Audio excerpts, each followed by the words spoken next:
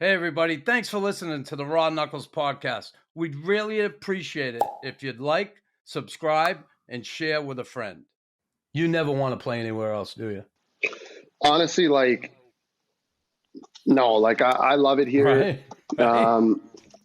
I love it here, and it's just like the way Marty is. Like, I think if you ask anybody in that room, they're like, I want to play for him as long as I can. You know, the freedom that he gives you as a player and the way that he approaches the game and teaches you, it's just like, if I can stick around and latch onto this for as long as I can, like, I want to be a part of this, you know? When I stepped on the ice, I never backed down, and I never stayed down.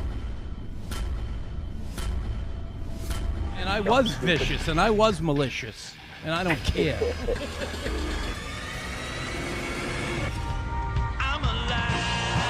a freaking madman. Look at him going to town. That'll be a suspension. That'll be a fine. Alive, I'm alive, I'm alive, I'm alive, I'm alive, I'm alive, I'm alive, I'm alive, I'm not dead. Soldiers to the left. All right, Michael, welcome to the Raw Knuckles podcast, and say hi to my friend Tim. Tim, how's it going? Good. How you doing? Thanks for coming on. Yeah, no problem. Thanks for having me, guys. Yeah. Listen, I've been watching you. And you know I've been watching you, and I love it because, listen, I go back to, and I look at your draft. Yeah, you were drafted 160 overall, and it brought me back to my own draft year when I was drafted 231. Both late draft picks. Both end up playing for an organization that is so rich in history. You grew up in Toronto. Now, I want the fucking truth. Were you a Leaf fan or a Hab fan? I was definitely a Leafs fan. I think Matt Sundin was my favorite player growing up, and I would definitely cheer for the Leafs. I don't think I was ever someone that like absolutely hated the Habs, but I was for sure a Leafs fan growing up, and most of my family was too. What about now? Are you a Leafs fan now? No, I hate those guys. Between those guys and the Ottawa Senators, I think I hate both those teams with a passion now. So it's fun, and it's fun joking around with all my buddies and friends and family back home. Just kind of transition them to be Habs fans. So it's always an ongoing joke, and it's fun. So you were a Sundin fan. So would you say he was your biggest inspiration or your role model for hockey?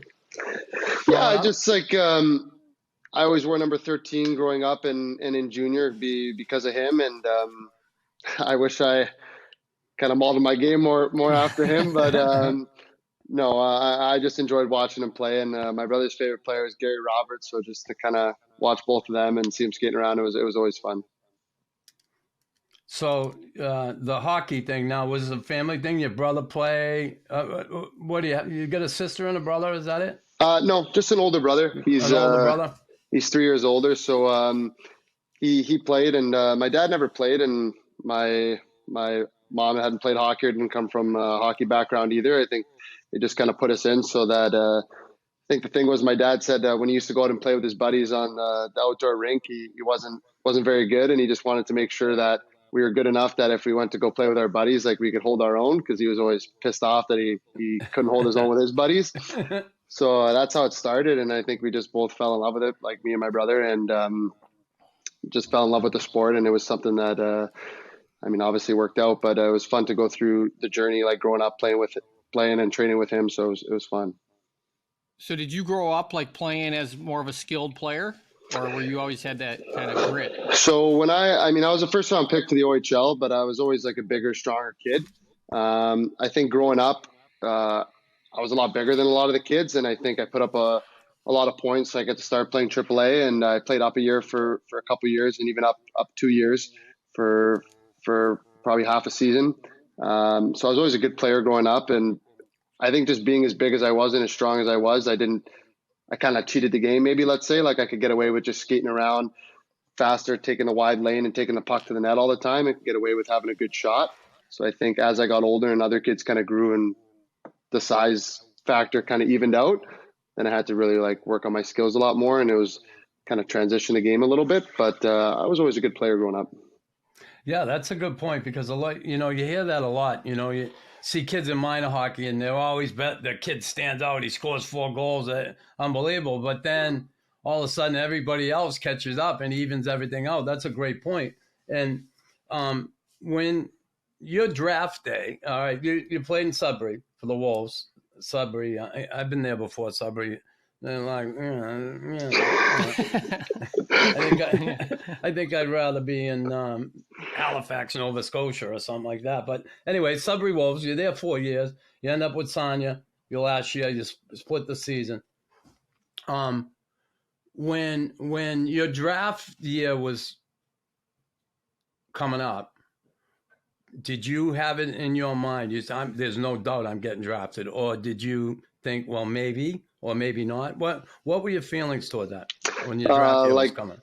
Like draft year to the NHL? Yeah, the NHL draft. Yeah, so I thought I had a good year. It was tough. Our team wasn't very good in Sudbury. I think we won like 16 games that year, so that definitely wasn't playing into my favor. But I thought I had a good year. I thought I played hard, showed that I was kind of willing to do anything. I could at least like still play the game, So it was definitely kind of like a toss-up.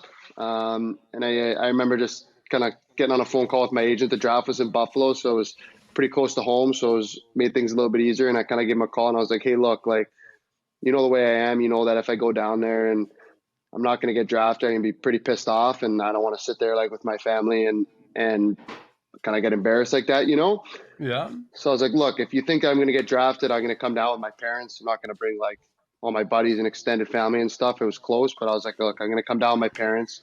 He was like, hey, like if I was you, I would come to the draft. And then you get there and you're kind of like, I didn't go to round 1, just kind of watch it on TV, figured I wasn't going there. But then rounds 2 to 7, you're kind of like, hey, anything could happen. Like I kind of figured maybe I'd go somewhere between like 4 and where I went. And you're kind of just watching the rounds go by. Round 2, you're like, it would have been nice. Round 3, the same idea. Round 4 When's goes. it gonna happen? Yeah. Round Getting 4 pissed goes. off. Yeah. Round 4 goes. You're like, okay. Round 5. Now you're starting to sweat. Round 6 starts. I'm like, crap. Like in your head, you're like, just thinking the worst. You're like, it's not gonna happen. Like I brought my family down here now. Like, just please. And Montreal is one of the teams we had a good chat with. So when their name came up, I heard him say from the Sudbury Wolves, and it was either me or there was another guy that hadn't got picked yet, and luckily it was me. And I think that's probably the lightest I ever felt walking down a set of stairs out onto the platform where the ice would be. Yeah. And it was at the time that was the greatest feeling for me. Awesome, playing hockey. That's awesome. That's awesome. So what was your feeling like right away going into your first training camp? Were you nervous? Yeah, definitely nervous.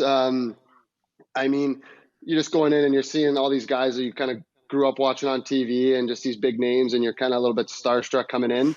But it's just fun. Like you get to put on the Montreal Canadiens sweater for the first time, even if it's just like at a rookie camp.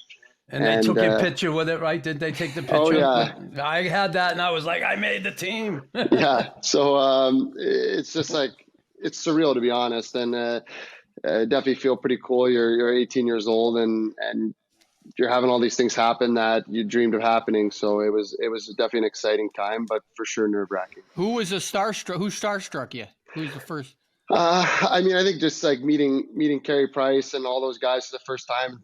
Brendan Gallagher, like you're walking around the room, Shea Weber, you see them for the first time. It's like, oh wow, like this is the real deal, And I remember, I think it was my second camp was the first time like I actually saw Carey, and he was talking to Caden Primo. I'll never forget because I just embarrassed myself, I thought. But like I was kind of talking to Caden, and then we were just in the gym, and then Carey had walked in, and then he was like saying hi to Caden, like they're both goalies, whatever. So they're talking, and I was just kind of sitting there, and my eyes open up wide. I'm like, holy shit, it's Carey Price, right? Like, so I'm like, I gotta stick my hand in here and shake this guy's hand. Like, I can't tell all my buddies back home. So he's kind of like mid-conversation, and I just got nervous, and I just like stuck my hand into the conversation. I was like, hi, I'm Pez. And he goes, hi, Carey. And I go, And then I just like disappeared out of the conversation. And I was like, fuck, you look like an idiot. Like, but I left and I texted all my buddies like, yeah, I met Carey today, boys. Like, no big deal.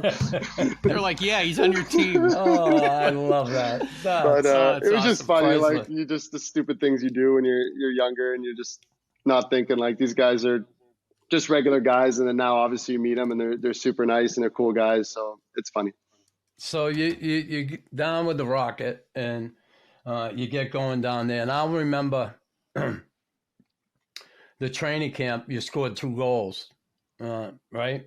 Mm-hmm. And in the preseason. And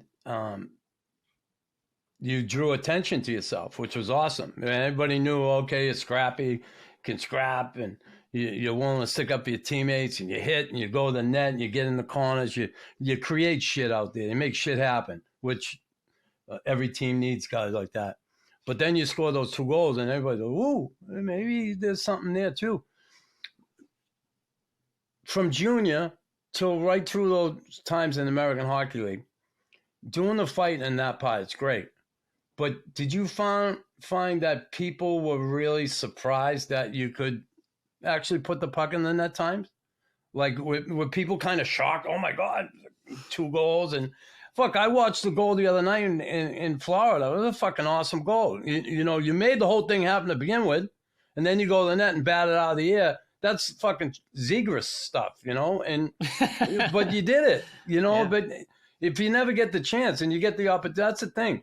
Fucking guys like us sit on the bench the longest fucking time.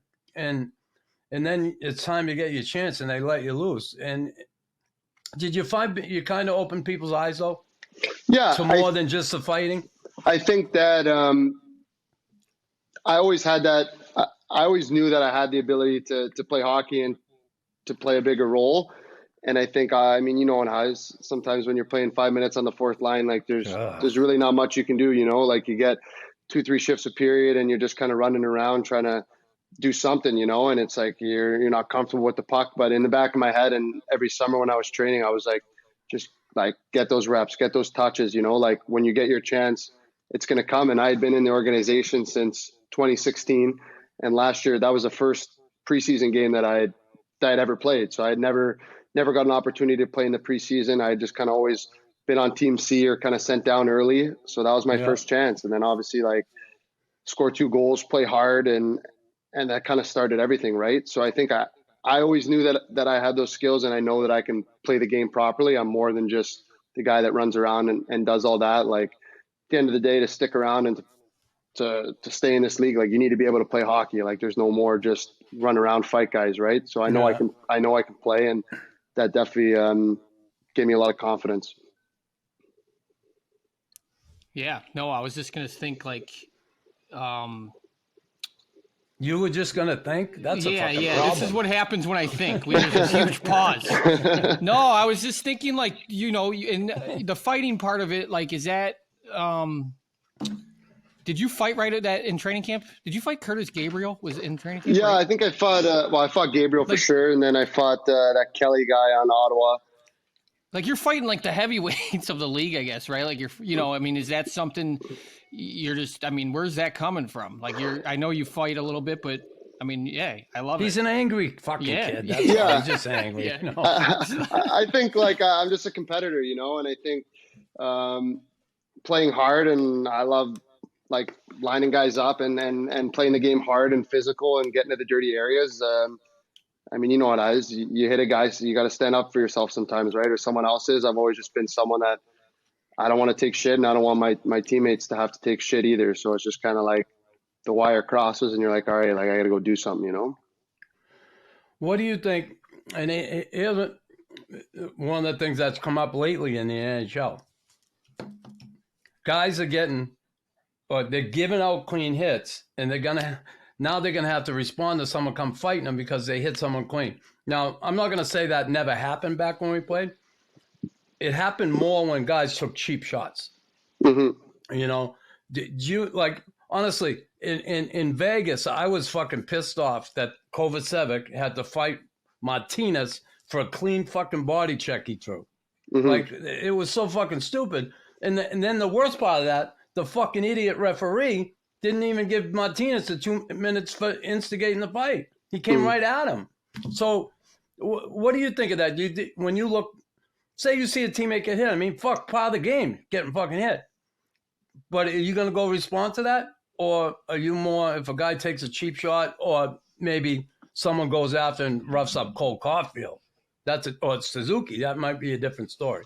Yeah, I think like it's kind of a weird area, right? Because nowadays there's not as much hitting and there's not as much physicality. So when you do see those big hits, I think it just kind of like ticks guys off a little bit more.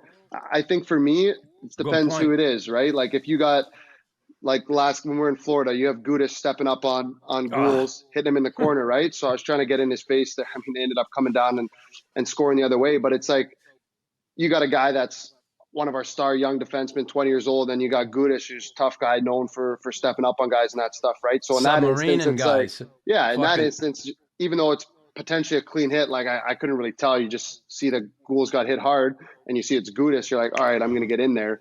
Whereas like maybe if it's like a skill guy that kind of steps up on a skill guy, it's like, hey man, like you're just going to give him a shove and be like, hey, keep your head up, like I'm coming on the forecheck kind of thing, instead of a hey, let's drop the gloves. So I think it's like depends who does it. If it's like a physical guy, a fighter that's going to step up on a skill guy, then hey, like even if it's clean, I'm probably going to get in there, or at least say something. As opposed to if it's like kind of skill guy clean hit, it's like, hey, like sometimes you just got to keep your head up, you know? Yeah. What about when you're given the hit? Do you feel like you have to respond all the time, or? Yeah. So I think when I was younger, and especially like in the AHL and stuff, I would just kind of just answer the bell to anything. And sometimes that's good. Sometimes that's bad. Like this year I hit, I can't remember who I hit behind the net in Boston. In Boston, I was one of them. You murdered that guy. You killed him. And there was that. But this year in Columbus, I had hit a guy behind the net, and then who did I fight? Goodbranson? Is he on Columbus? Yeah, I think it's him. Yeah. So I hit a guy, and I'm at a minute and a half into my shift. I was just kind of staying in so that guy's changing could hopefully get some ozone time. And I just finished my check, and then boom, he's right in front of me, kind of in my face, you know. And it wasn't a dirty hit; it was just a clean hit, like just caught the kid at the right time. And all of a sudden you're fighting when you're exhausted, right? So I think as I've got older, I've learned that I don't always have to say yes to everything, you know, like clean hit. It's like guy wants to fight you. It's like, buddy, that's a clean hit. Like I didn't do anything wrong. Like you're pissed off next shift. Like we can go at it, but hey, I'm tired right now. Like you can get me when I'm ready, you know? I can tell you when I was pissed off when you got in a fight once, and it was in the early going. And your fucking coach chastised you for it, and it fucking pissed me off. And I'm sure it pissed you off. How did you feel that night when Claude Julien, remember the game? You had a fight, and then Julien said something in the newspaper the next day or something. You took a penalty. Wasn't me. I never played under Julien. Julien. No, you didn't. Just with Dom. I'm trying to think who it was then. If it wasn't you, it wasn't Arber. No, because he wouldn't have been there either. Could have been Weiser. Could have been there maybe. So you had no, I don't know if it was Weiser. You had you didn't have Julien at all. No, just Dom and Marty. Dom. Okay, so then it wasn't that. It was someone else. Then it must have been Dale Weiss maybe. I don't know. Anyway, do you find? We'll cut that fucking piece right out of this thing. You idiot. No, it's like, you want me to think again? I'll think again if you want me to. Yeah, I was thinking a little too hard. I was just like, what's he doing? Like, he just doesn't like Julien, so he's going to make something up right now. Fuck, Michael. You should have went along with it. Yeah, you should have. The fighting piece. Like, you seem like an aggressive kid. You watch you on the ice. Did that come mainly in hockey growing up, in junior, or was that before you got to hockey? Did you have that aggressive nature and you're the type of kid who'd stick up for your friends in the neighborhood? What was that like?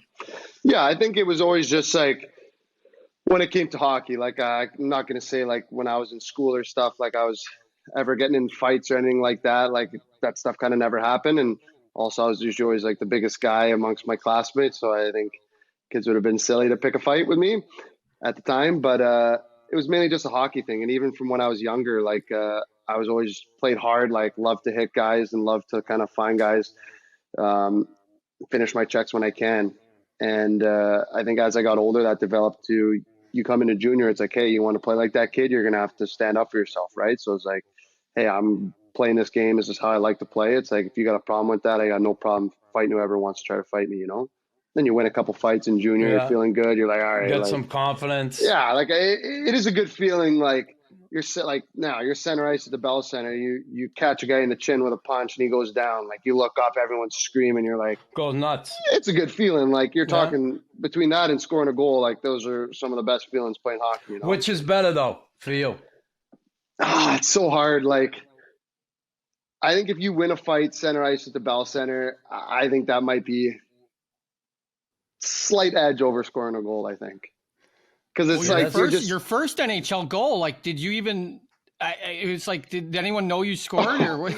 No idea. So we're playing Boston in Boston, and that was like childhood dream too. Like my dad, Yeah, like, and everyone's like, who scored? Yeah. like playing Boston, like the Boston Bruins, and I like always liked the way they played and Boston in general, and yeah, I kind of just like got a tip in the middle of the ice, and then. And like I see it just hits a bunch of things, and I saw Ben Sherrata kind of like skated behind the net, so I figured it hit a bunch of stuff, and then he banged in the rebound. So like we go in the pile and like we're all celebrating, and like he's kind of looking at me, I'm kind of looking at everybody else, like which one you guys scored? Like I didn't score, you know what I mean? And then it's like, wait a minute, like did I score? You're like, I'll take it, like, I'll take it. And I just like it's almost like I couldn't believe it until they announced it on the whatever the arena speakers, you know, like 55 first National Hockey League goals. That's Holy awesome. shit! Like, let's go. I'll take them however it comes. Like, So then the next game you That's fight awesome. Reeves, right? yeah. So that weekend was crazy. So we go Detroit. I get my first point. Next game we play Boston. I get my first goal, and then we're in Madison Square Gardens, and I was just like, fuck it, like I got to take on the biggest guy in the league. Like, I love it. you know what I mean? Yeah. And definitely played out a little bit differently in my head. And I mean, I think we all saw it happen, but it was still fun. Like I never got so many text messages after getting beat up, so it was funny. Yeah. Pezzetta, number 55, and Ryan Reeves dropped the gloves.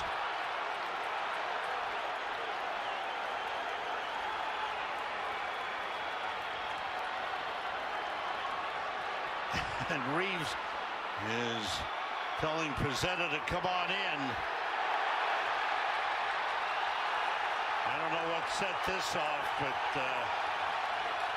Pezzetta sacrificed himself.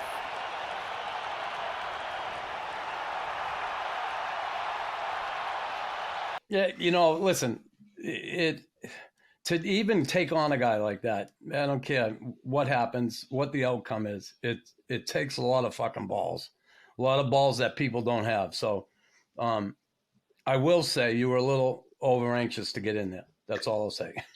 Yeah, I think. Well, in my head, I was like, don't square up with him because that's what he wants to do. You know, he likes to sit there Yeah. with his arms down and just kind of sit there and play the cool guy, you know. So I thought for sure when I asked him to fight, he was going to turn around and be like, "Who are you, kid? You know, like you know who I am, blah blah blah." So it hit me, and I just hit him on the shin pads. I was like, "You want to go?" And like before I could even like process anything else, just turned around, his gloves are off. I'm like, "Oh shit! Like this is happening. Like this is way easier than I thought." Game on. Yeah, and then felt like we were squaring up forever. And then, I mean, he had a good play when I went to grab him. He grabbed my left hand, and then my left hand was down, like holding the middle of his jersey. So I'm like, "Oh shit!" Like now his right hand's just completely free, and I'm just gonna be eating punches. So I tried to like duck the first one, and then you know how it is. He shoves you down, and then kind of in the soup after that. Yeah, it's funny. People I always try and contain the other guy before I throw a punch. You know, always take his strength away. That's what and it helped me because I wasn't the biggest guy, right? Everybody was bigger than me, and I'm like, if I just stand there and wail away, I'm gonna get fucking killed, right? So I had to be a smarter fighter. But that anyway. Being said, so now I know I don't have this fucking one wrong because your family did come to a game in Montreal, right? And they were on TV. They showed them. Yeah. I don't know which one of your first games or what it was. How fucking cool was that for you? Because I just think back to my time when my mom and dad came up here and they sat in the Montreal Forum and saw that. Like, it was just such a proud moment. I remember the night your family was there. Yeah. So I think I think you actually like met them, or like one of my brothers or something had spoken with you. Yeah. But for my first game, I kind of found out the day before, which was nice, and it was in Montreal. So a bunch of my family and my friends were able to like drive down for the game. So, and we won against Detroit, and I played a good game. I think we won 3-1. So it was just so cool to like come outside. I think there was like 30, 40 people there, and just like we're all so excited. Like we won the game, and I just played my first game, and everyone's there. It was so surreal, and it took a while for that to like sink in how cool that was for me and my whole family. Because at the end of the day, like these people have always supported me, had pretty much sacrificed their whole life so that I could be where I am right now. Yeah. So to kind of share that experience with them and for them to all be able to be there was something I'll never forget. What was it like playing with Sako Koivu? No, I'm just kidding.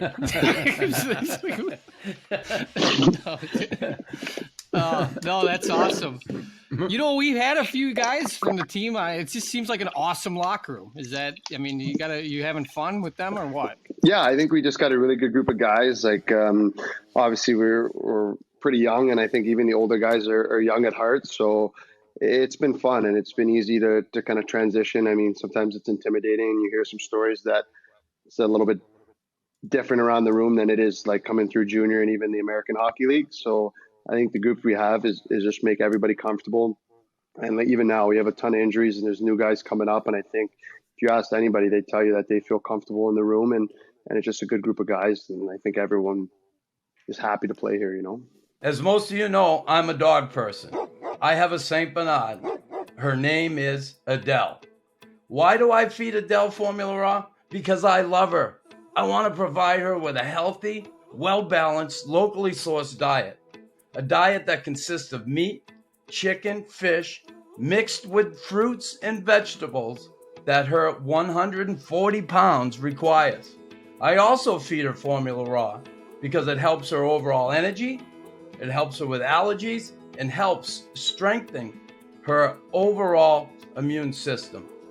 Dimitri and Nick at Formula Raw have worked tirelessly over the last 10 years to perfect their recipe, and they've got it because you know how I know? Adele loves it. She never misses a meal, and she's a healthy, big, beautiful Saint Bernard. Yeah, it's a really, I think Jeff Gordon, Mr. Molson, and certainly Ken Hughes have done a hell of a job in trying to rework this thing and get it back to where it belongs, and that's up top. That being said, here you are with one of the most, storied franchises in the history of the game, in sports, not just hockey. Living in this city, what is it you love most about this city?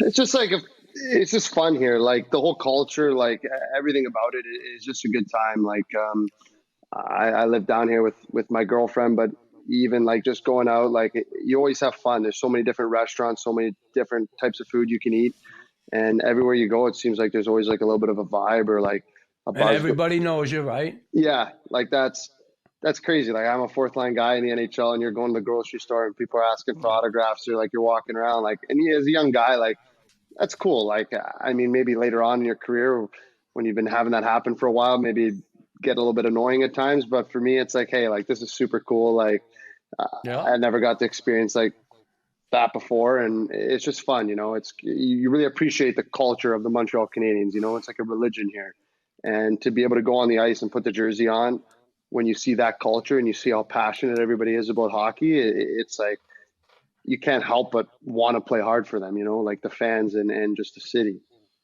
No, I played in Winnipeg when we first got sold from Atlanta, and it never got old when I got recognized. Like it was awesome. It was, and then I would go home back to Chicago and be like, why is no one fucking talking to me?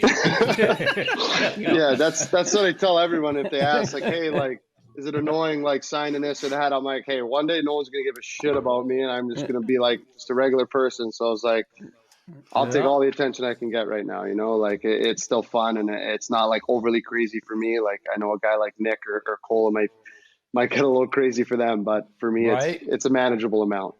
There's always someone you look to. I remember people always asking for autographs, and they still do. And I'm like, sometimes my girlfriend is like, fuck, you played 30 years ago, for Christ's sake. I said, well, it doesn't make a difference. But you know, it was Guy Lafleur and Patrick Roy and fuck, everybody was at them all the time. It just, they could never got a breath. So you can certainly understand it, but it's something that a lot of NHL players in American cities just don't have to deal with.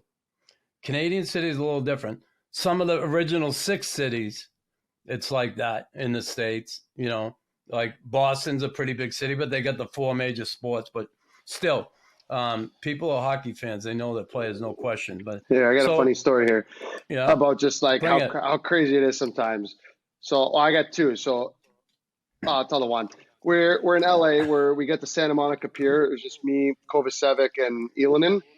So it's a shit day out. Like it's, I don't know, like 10 degrees and it's super windy. So we get there and it's literally a ghost town. So we're like, crap, like no one's here. Not actually going to like, I don't know. I've never been to California, like see what it's like down there. And it's literally a ghost town. Like everything's closed. There's nobody there. So we're there, 3 people. We get out of the Uber. We're walking around for 2 minutes. We come back to like this main area. There's 2 other people there, just out of nowhere. All of a sudden they're like speaking French and asking us for autographs and a picture. We're just like, wait a minute, what?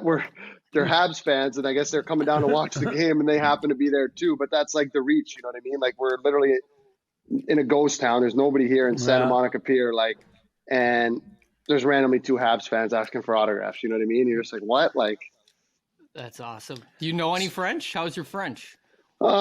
It's okay. Like I can understand a little bit, and we do some classes with the team. And my girlfriend's from Quebec City, so she's French, so she helps me a little bit too. You should have that. You should be speaking. You should be bilingual with it. They say that's the best way to learn. Get a French girlfriend. Yeah, it definitely helps a little bit, but it's so hard because then you go home for the summer and kind of don't hear it as much, and you feel like you start from square one every time. So how about the season? You know, it's a freaking long season. You guys are treated like kings. Let's face it. You know, you come in. You know, there's breakfast there. You got lunch. You got all good stuff. The team takes care of you. It's incredible. The best hotels, everything. But still, it's a grind, isn't it? Like when you get around and especially not winning hockey games. Like you look where Boston is, and you've been on winning teams before, I'm sure, where things go great and everybody's happy. You look what Boston's doing. How difficult is that for you?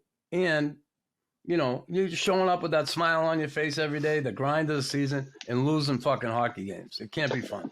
Yeah, I think it's definitely difficult, and I think this year the vibe around the locker room is better, and obviously we're, for the most part, we're in a lot more games. Like if we're losing by a goal, and there's games, just little things are messing up. Whereas like last year, we were getting pounded sometimes, and you go like 5-10 games at a time where you're just kind of getting pounded, and it's like, geez, like playing every other day, you're losing by 3-4 goals every game. Like it's definitely a grind, and it kind of wears down on you mentally. But also, like, I'm in the unique position where I just started, right? And you're trying to make a name for yourself. So at the end of the day, like, I'm sure if I was an older guy, it'd be even harder because it's like, hey, I've gone through this. Like, it's really not fun right now. For me, it's like I'm in a new city every time, never played here, new rink. You're trying to make a name for yourself in the NHL. So you kind of just have that keeps you going. So I think if it wasn't for that, it would definitely be a lot more difficult. Has there been a big difference since the changing of the coaches with Marty coming in?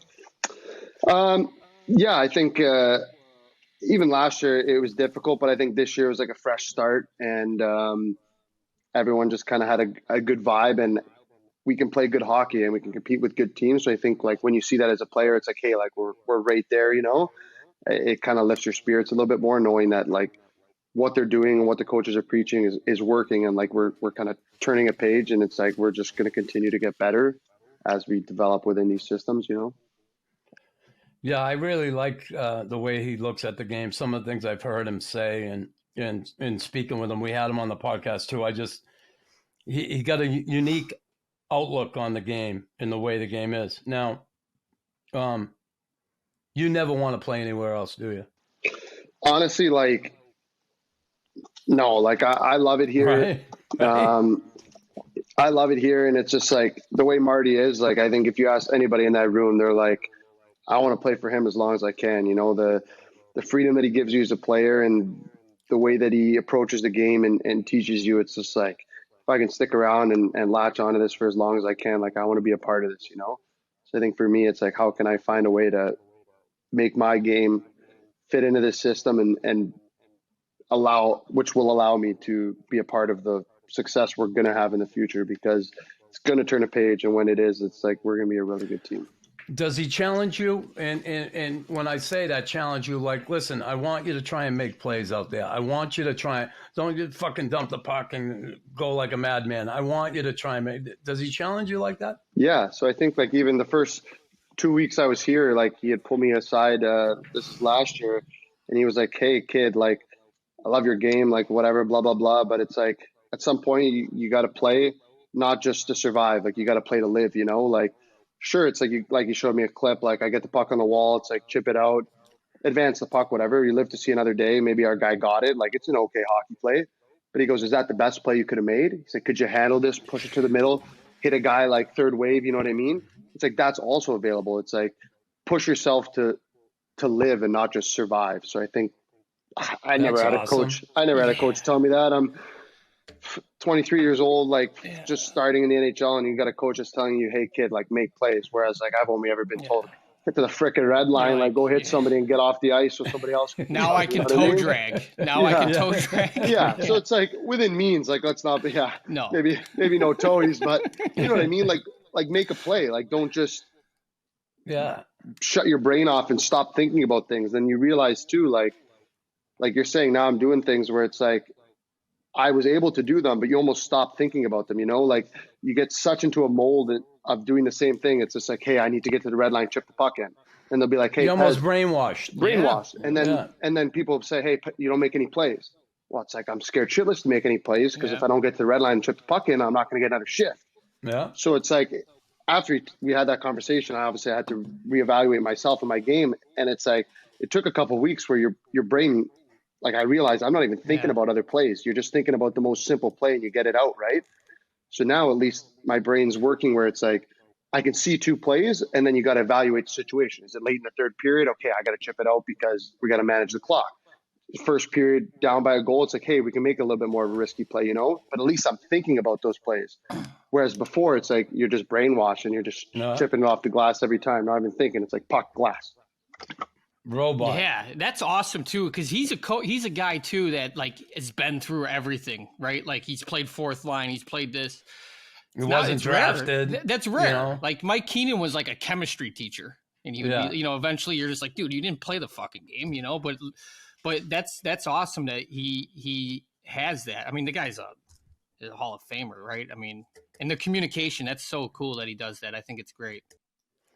Yeah, you wonder that some of them old school coaches, right? And back in our day, the old school stuff was, you know, you didn't do it, you're getting fucking sent down. You're gone. Yeah. You know, none of this get creative shit. I had one coach, and that was Lemire. We had him on here, Tim, you know. That guy helped. That guy was the Marty St. Louis before Marty St. Louis, which was unbelievable for me. A guy that helped me really take my game to the next level. But this ain't about me, it's about you. The Habs. You did play international hockey, though. You represented your country. How was that, and what was that experience like for you? Yeah, so I played under 17s for Canada there, and it was fun. I mean, to be able to put on the Canadian sweater, it's something, again, you kind of dreamed about growing up all the time, watching all these Olympic games and different World Junior tournaments. So I think for me to kind of be able to represent Canada, hopefully I was hoping to maybe represent them more coming through junior and stuff. But, I mean, maybe now, you never know, one day, like a world championship or something. But it's cool. At the end of the day, it's something you're going to look back on and be like, hey, like I made it to a level where I represent my country, you know? So that was cool. No, I played in the World Championships, and it was awesome. Like you just said, to put on that the sweater of your country is really cool. Was there anyone who was on that team that you played on? Anyone that's under 17s? Cairo was on that team in St. Louis. Chikrin was supposed to be on our team because there's 3 teams for the under 17s. Like they have like red, white, and black or whatever. So he was on our team, but he had gotten hurt. Trying to think. Some other guys that play like pro, but I'm not sure in the NHL. Gotcha.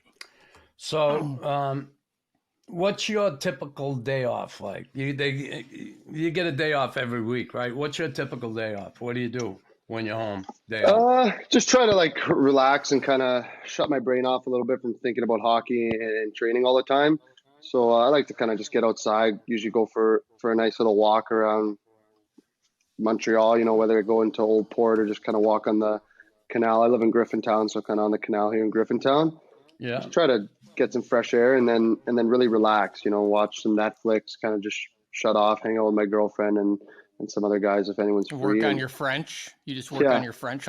Yeah, just kind of chalkboard, whiteboard. She starts running a class. Get up at 8 a.m., 7 p.m. We're doing French class. So, no, but Are you a video game guy? You a video game guy? So I used to play like all the time, like my first 2-3 years pro. But I kind of just got off the video games and I just kind of watch Netflix or whatever, like different shows, movies. Kind of just try to shut off. All right, I'm going to ask you a question now about, your job and what you do. And I'm going to liken it to what happened with me back in my day.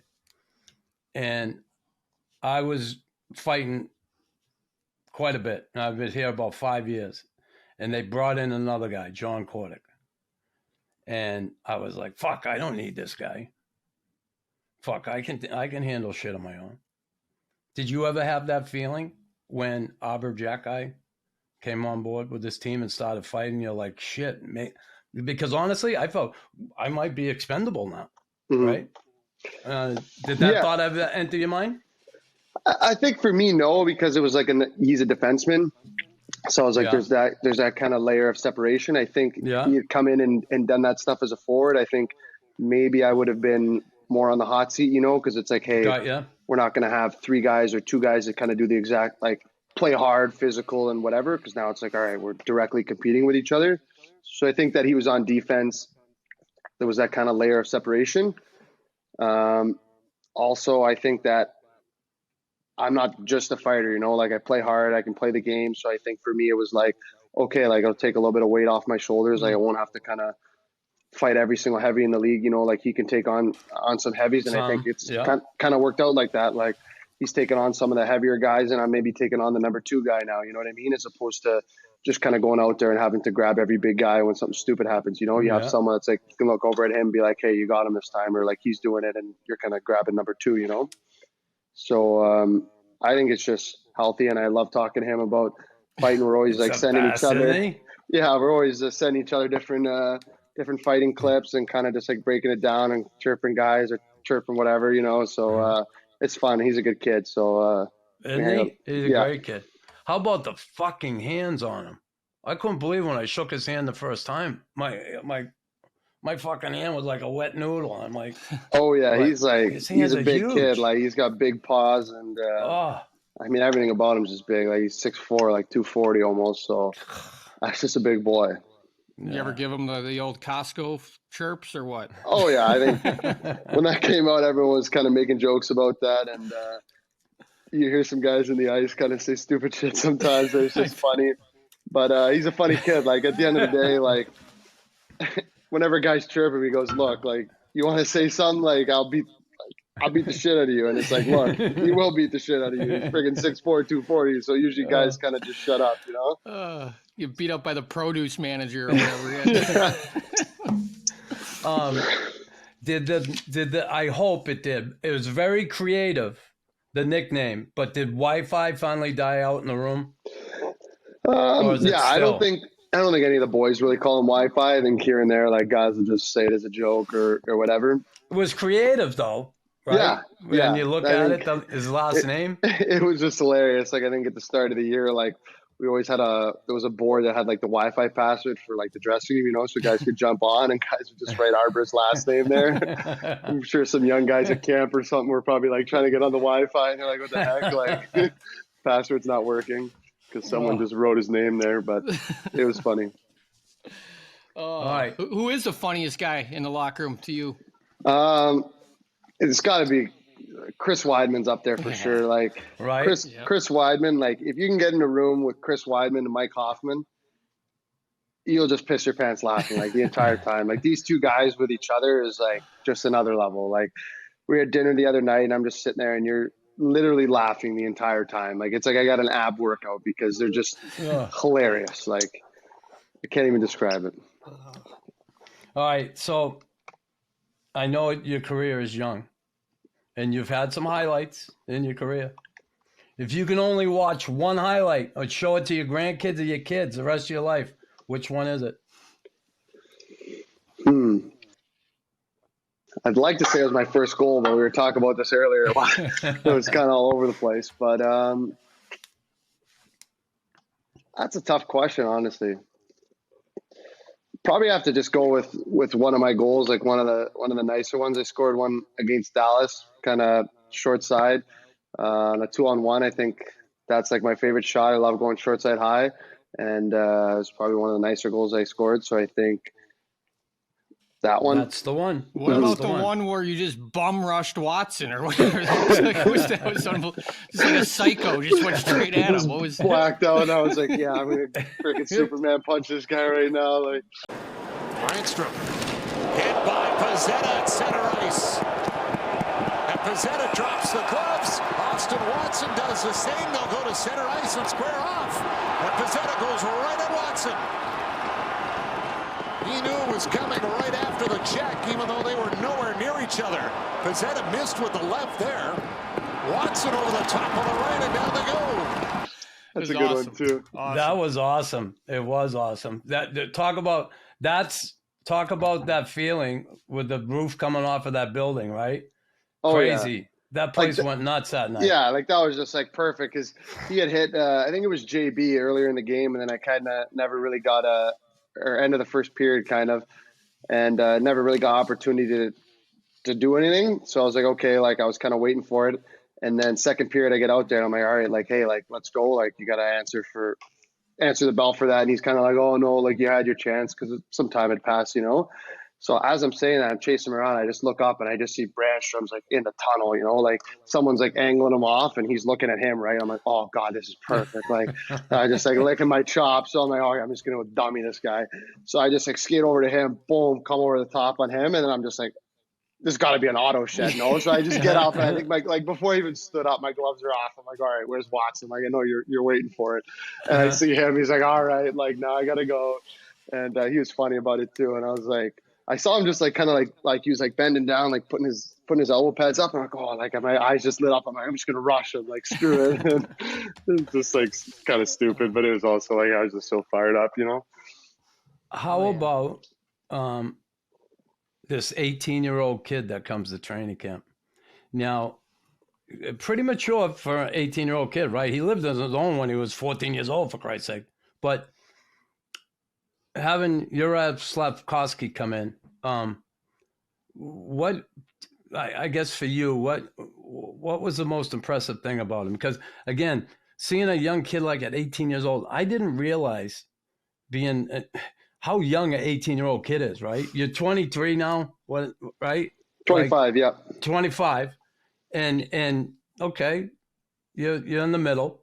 And you're looking back now. You're looking back and remembering when you were 18. Fuck, how young that kid is.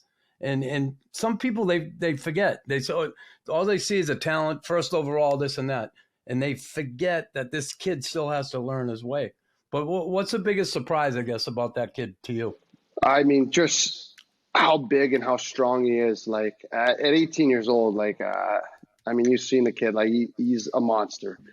And his skills, like everything's there, you know, like it's just a matter of time, like him getting comfortable in North America, like just handling all the different pressures it is. Cause it's a lot of pressure here in Montreal, first round pick. Like he's going to be a player and he has all the tools in his toolbox. He's a great kid. Like everyone gets along with him. And I think he's going to have a bright future, but just seeing like how big he was and how like physically mature he is for 18, it's like unbelievable. Like I think back to myself, like I was always a big kid, whatever, like, even then I would have been physically mature, but it's just like to play in the NHL at 18, like I was not ready, you know, like I needed to develop my game, just develop my mind in the AHL. And I was still playing junior at 18, but to see him, it's just another level, you know? Yeah, it's pretty impressive. No question about it. Do you think a year in the minors would have helped him? You know, I played in the minors. I thought for sure it could help anybody, you know? Mm-hmm. What's your thoughts? I think the coaches did a great job of like managing him and like kind of developing him and always making sure that like he wasn't getting exposed or too much or too little, kind of just managing his ice time and making sure that he's ready. I think at the end of the day, nothing can compete with NHL reps, I mean, he got hurt, so that kind of ended his season, but he's got 50 games under his belt that he's going into this summer knowing exactly what he needs to do to get ready and exactly what to expect next season, So I think at the end of the day, like nothing can compare to those reps in the NHL.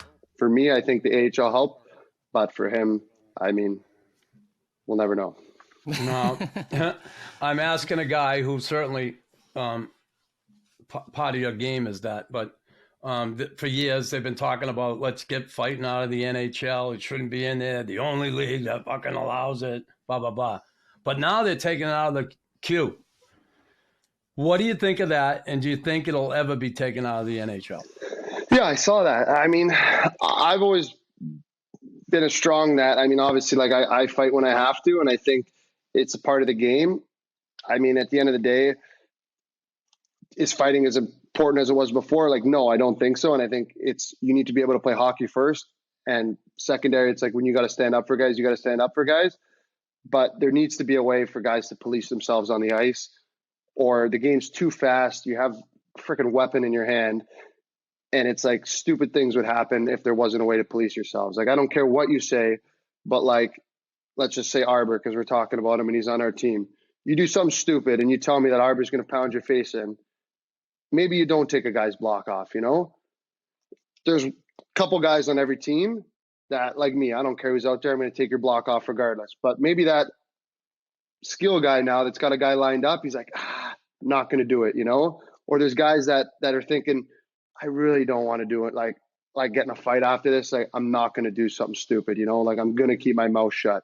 It's those little things that it's just like, there needs to be that policing, I think. So for me, it's like, I always think it's going to be a part of the game.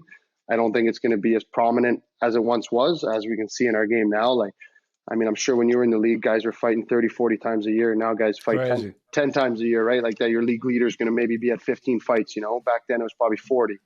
Yeah. But I think that policing needs to be there, Good answer. I feel like I've never heard a player say no, like it shouldn't be there. Like we all understand. I wasn't a fighter, but it needs to be there. I don't know. What do you think, Nux?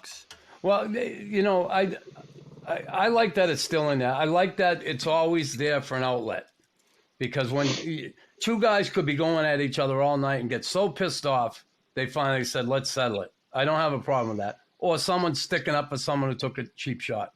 I believe if you take it out, you'll see more of the nonsense. Yeah, I really do. It's going to get scrappier. Everyone's going to be running their mouth. Everyone's going to be 5 foot taller and 20 pounds heavier, right? When it's not there. Yeah. So you can say and do whatever you want, and you're never going to have to do anything about it, right? Yeah, it's like college hockey. Right? College hockey. We all wear cages. College hockey is. Yeah, but you look too, like, I mean, I'm sure there was a stat out there that most of the injuries and even head injuries don't actually come from fighting. Yeah. So it's like, I understand taking it out, like, they don't want 16-year-olds like hurting themselves and punching each other in the face. Like, sure, I can understand that argument, but I feel like most of the injuries and head injuries that come from hockey aren't from fighting. From collisions. They're from collisions, right? Like the game's so fast. Like there's times where you mistime something by a split second, and all of a sudden, a hit that should have been square in the chest is now in a guy's head, right? Yeah. But tough topic. Yeah, it is a tough topic, and it's going to be talked about for years to come, because there's always them people out there trying to shut it down. And the beauty of it, I think, to change the rule in the NHL, the players have to vote on it, and they'd have to vote it out before the league can change the rule. The league can't just say, we're taking it out. Mm-hmm. The players have to vote on it, which is a good thing. And I think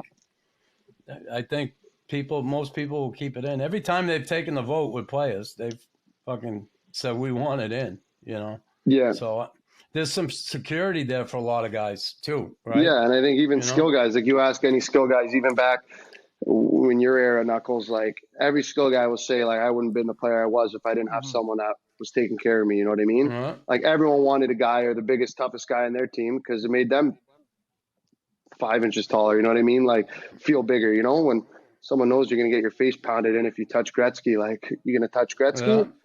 Yeah. Not if you don't want to stand up for yourself, Yeah, you got to be ready for it, no question.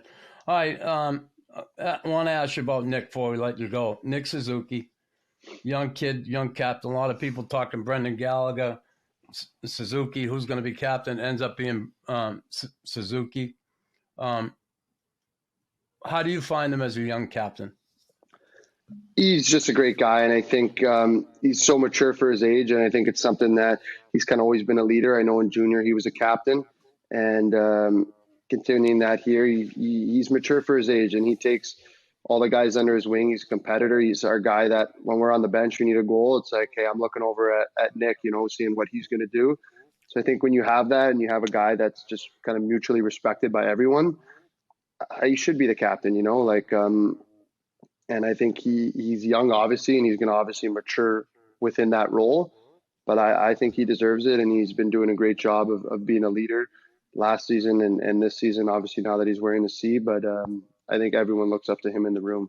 And, is he pretty vocal, or is he kind of more of a quieter? I wouldn't say he's like an overly vocal guy. It's just like when he needs to talk to you, he talks to you, like he's going to step in. It's like, hey, like if someone needs to wake up, he's going to let him know, or if whatever, like he's going to do that on a more personal level as opposed to being someone that's kind of more vocal and kind of always yelling or talking in the room. He's just someone that kind of takes it more on a one-on-one and personal level. But just even organizing things, his team events, all that sort of stuff, he takes a lot on his shoulders.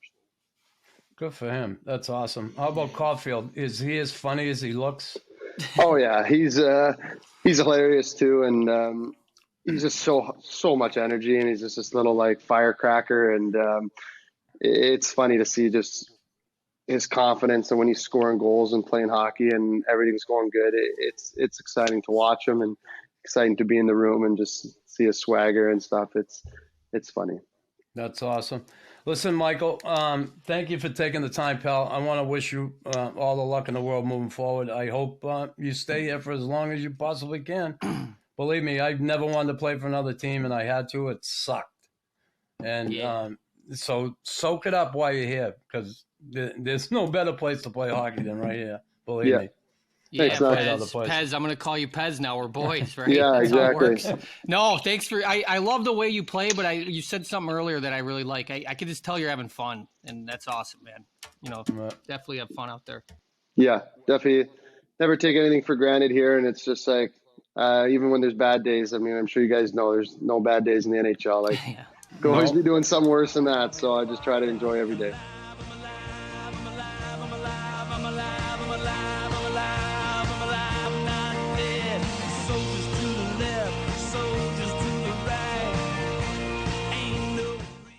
Hey, everybody. Thanks for listening to the Raw Knuckles podcast. We'd really appreciate it if you'd like, subscribe, and share with a friend.